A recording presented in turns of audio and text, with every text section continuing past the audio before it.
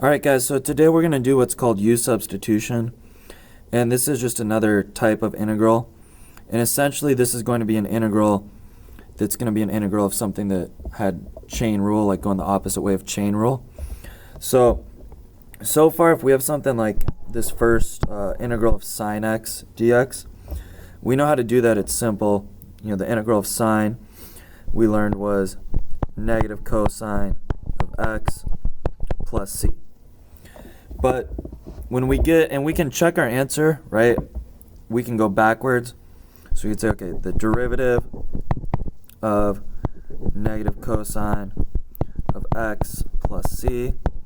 Well, the derivative of negative cosine is sine of x, and the derivative of c is 0. So we get back to our original.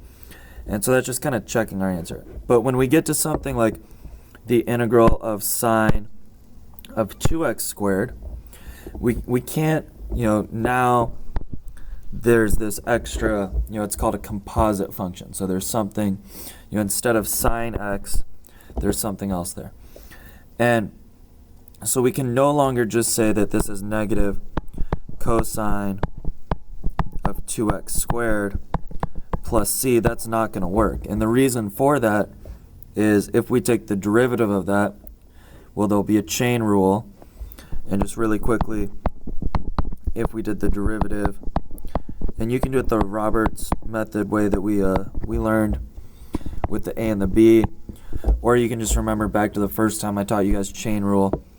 This will be sine of 2x squared times the derivative of the inside is 4x, and then the plus c will go to 0.